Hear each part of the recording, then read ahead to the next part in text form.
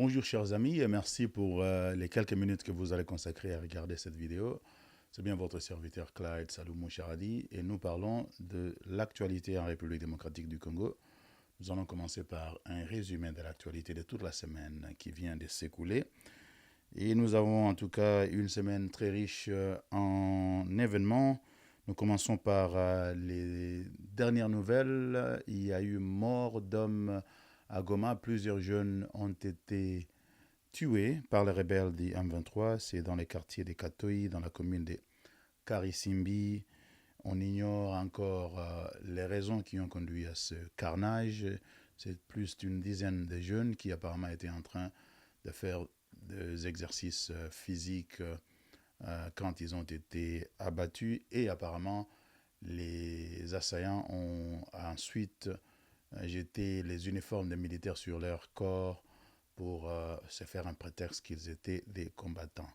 On va vous donner plus d'éléments lorsque ces éléments deviendront disponibles.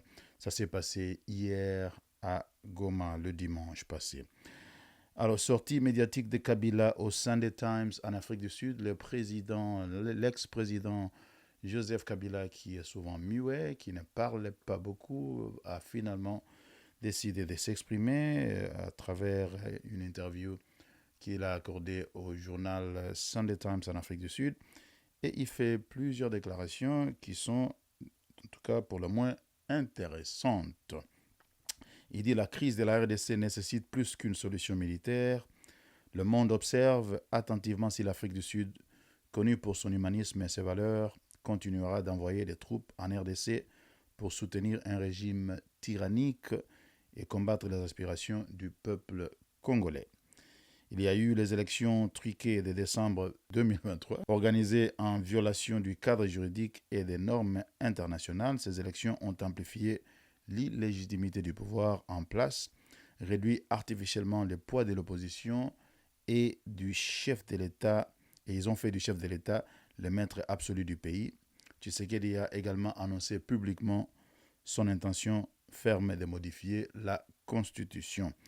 Il continue en disant: toute tentative de trouver une solution à cette crise qui ignore ses causes profondes, à commencer par la gouvernance de la RDC et par sa direction actuelle, ne pourra pas apporter une paix durable. Et il finit en disant: pour restaurer la paix et la stabilité dans l'est du pays, il est crucial de résoudre la question des groupes armés nationaux et étrangers présents sur le sol congolais. Cependant, contrairement à ce que les autorités de Kinshasa veulent faire croire, la crise ne se limite pas aux actions incontrôlées du M23, présenté à tort comme un groupe anarchiste, un proxy d'un État étranger sans revendication légitime, ni à un simple désaccord entre la RDC et le Rwanda.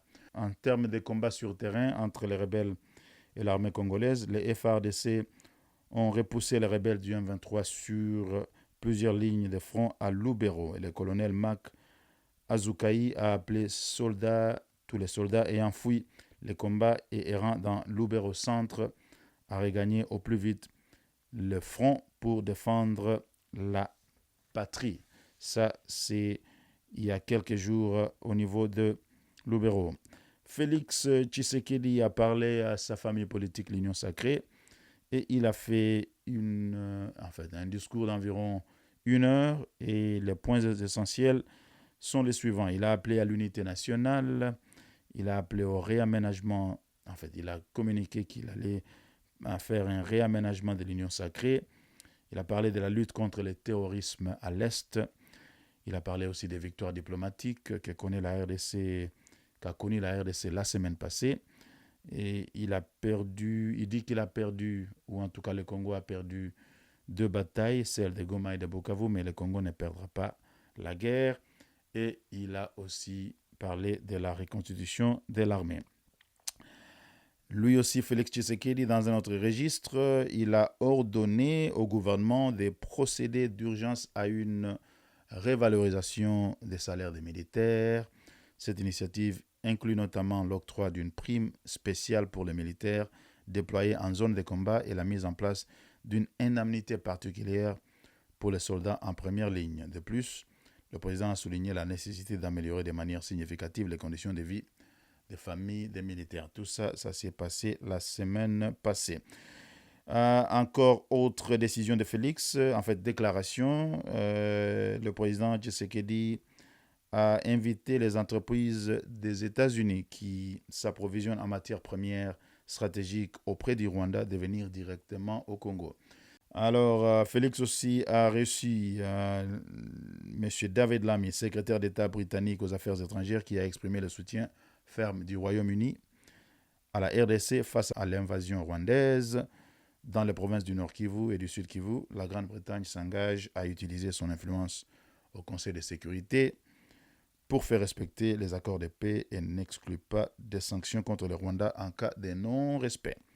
La Grande-Bretagne a promis aussi une aide substantielle pour soutenir les populations déplacées et affectées par les violences de l'occupation rwandaise. L'opposant Mike Mukebai a été condamné la semaine passée à 30 mois de prison. Son avocat parle d'une condamnation injuste et son mentor politique, Katumbi, aussi s'est exprimé sur cette affaire. Il dit ceci: la condamnation inique et manifestement politique de notre camarade Mukebai par une justice malade illustre le régime de persécution dont souffrent tous les opposants en RDC. Trop souvent, ces derniers se retrouvent face à un choix cruel, la prison, l'exil ou, dans le pire des cas, la mort. Nous sommes nombreux à vivre cette réalité, dit Katumbi. Ce n'est pas seulement une injustice infligée à un homme, c'est une atteinte à l'ensemble du peuple qui compromet gravement la recherche de la cohésion nationale et aggrave les fractures au sein de notre société pour laquelle on doit plutôt favoriser un vivre ensemble apaisé. Voilà. Aussi, la semaine passée, les Nations Unies ont condamné à l'unanimité le Rwanda. Le Conseil de sécurité a pour la première fois, c'était le vendredi dernier, condamné directement le Rwanda pour son soutien à l'offensive du M23 dans l'est de la République démocratique du Congo, réclamant le retrait immédiat de ses troupes. La résolution qui condamne fermement l'offensive et l'avancée en cours du M23 au Nord Kivu et au Sud Kivu, avec le soutien des forces de défense rwandaises, a été adoptée à l'unanimité. La résolution appelle également les M23 à revenir totalement sur la mise en place d'administrations parallèles illégitimes sur le territoire de la RDC. Cette résolution finit par appeler le M23 à cesser immédiatement les hostilités et à se retirer de Goma, Bukavu et toutes les zones occupées. Constant Mutamba a fait un tour en Afrique de l'Ouest pour la cause congolaise. Il a notamment été au Tchad et au Mali. Museveni a fait une déclaration disant que la présence des troupes ougandaises en RDC n'avait rien à voir avec la lutte contre les rebelles du M23, mais qu'ils encourageaient un dialogue entre le gouvernement congolais et les 10 mouvements rebelles.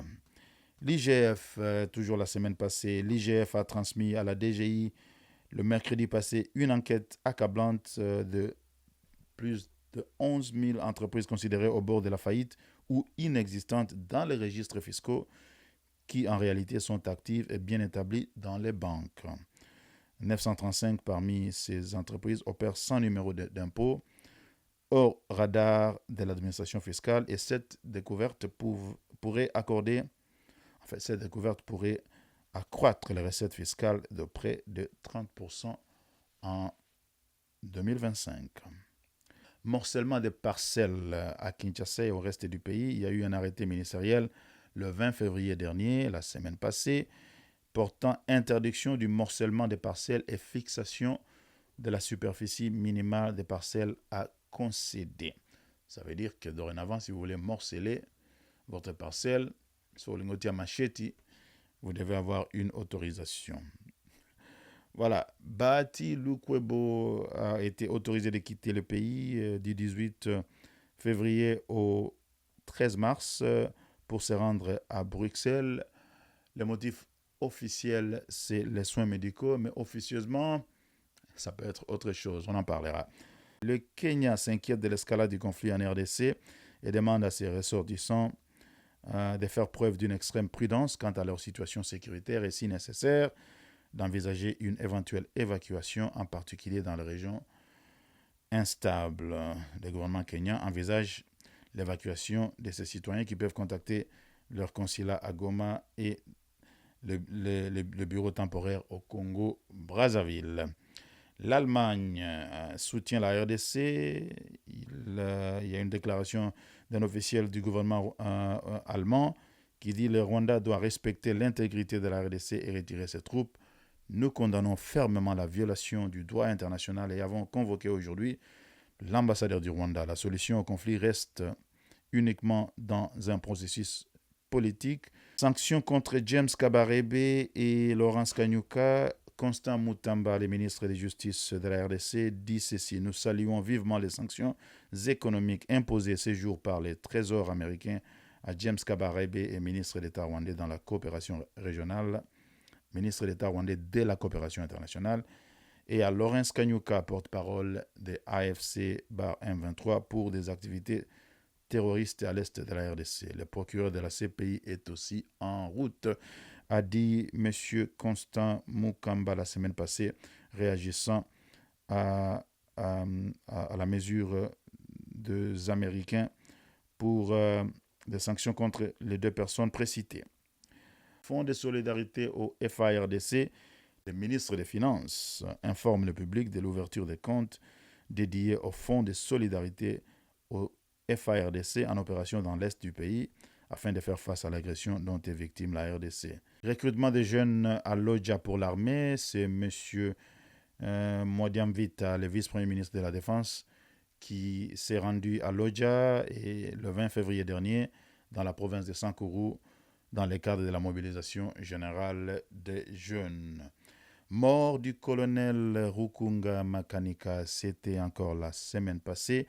Les drones de l'armée rwandaise ont ciblé et tué le colonel Michel Rukunda Makanika, chef de la milice Twiraneho, composé de Banyamulenge. L'ex-officier Banyamulenge a refusé de faire allégeance à l'armée rwandaise et au M23 et a résisté à leur progression dans les hauts plateaux de Minembwe et dans l'est de la République démocratique du Congo. Augustin Kabouya fait une déclaration sur l'UDPS. Il dit: l'UDPS a rendu un mauvais service au chef de l'État.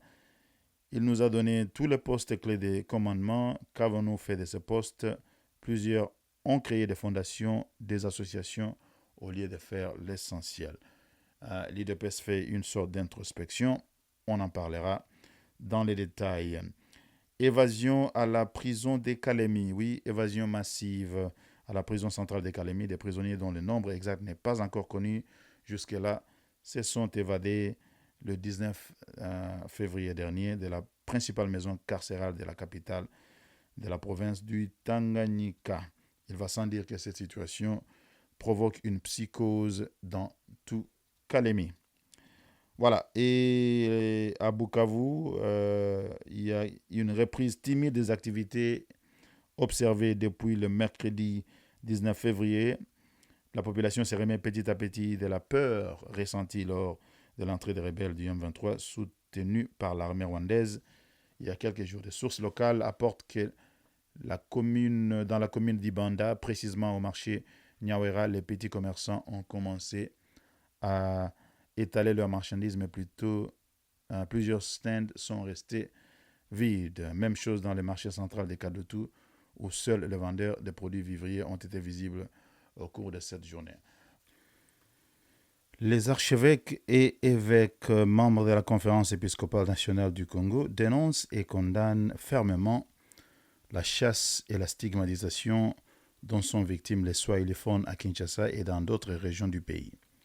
Les prélats expriment leur profonde inquiétude face au regain de violence basé sur l'expression linguistique qui porte atteinte à la cohésion nationale et à la paix civile. Martin Bakolé, le fameux boxeur congolais, a été battu par Joseph Parker par KO au deuxième round. Ça s'est passé la semaine passée. L'agression rwandaise au Congo, les HCR sollicitent 40 millions de dollars pour soutenir les réfugiés congolais au Burundi. Le Haut Commissariat des réfugiés a lancé un appel urgent de fonds de plus de 40 millions de dollars à la communauté internationale pour l'aide humanitaire en faveur des déplacés de guerre dans l'est de la République démocratique du Congo. Marie-Josée Ifoku, politicienne au Congo, vient de déclarer « Nous avons crié à Dieu » et il a répondu « L'élite a failli, la classe politique a failli, nos pères, les églises en général, qui avaient pour mission d'éduquer et préparer la nouvelle élite, ont failli. Nous avons failli, mais Dieu dit que tout n'est pas perdu, il faut nous relever. » En visite à Genève pour le segment des hauts niveaux du Conseil des droits de l'homme, la chef du gouvernement, Judith Suminwa Tuluka, a échangé avec la diaspora congolaise en Suisse, appelant à des actions concrètes contre l'agression du régime rwandais. Elle a salué les victoires diplomatiques récentes. Elle a insisté sur la nécessité de sanctions fortes contre les autorités rwandaises et leurs alliés. Elle a rappelé les atrocités à Goma avec plus de 8000 morts et des millions de déplacés. La RDC continue son combat pour la justice et la paix. Et enfin, l'opposant Kabound, Jean-Marc Kabound, ancien chef intérimaire de l'UDPS, le parti du président Félix Tshisekedi, avait été condamné à 7 ans de prison. Il vient d'être libéré ce vendredi 21 février. Il est sorti de prison un peu après 19h et il a lui-même confirmé cette sortie à la presse.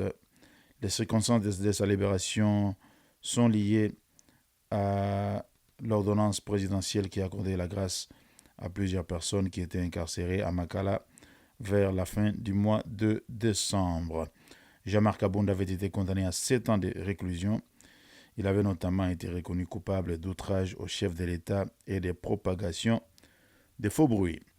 Voilà un résumé relativement long de toute la semaine qui a été quand même très riche en événements. Et nous allons donc, pendant la semaine, commencer à commenter sur ces événements qui se sont déroulés la semaine passée. Nous allons aussi faire une sorte de journal des réseaux sociaux congolais pour vous éclairer sur ce qui se passe dans les réseaux sociaux. Il est important de pouvoir élucider un petit peu ce qui se passe dans les réseaux sociaux des Congolais parce qu'il s'y passe des choses terribles.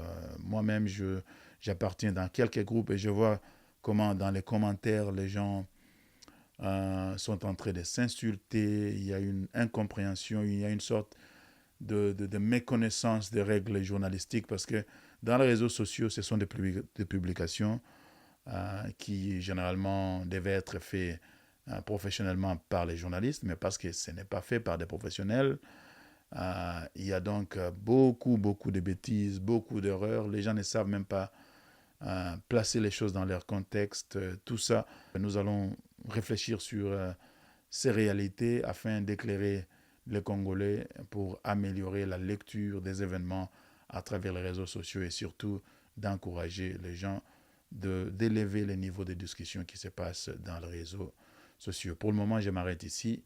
C'est votre serviteur Clyde Salomon Charadi. Merci beaucoup.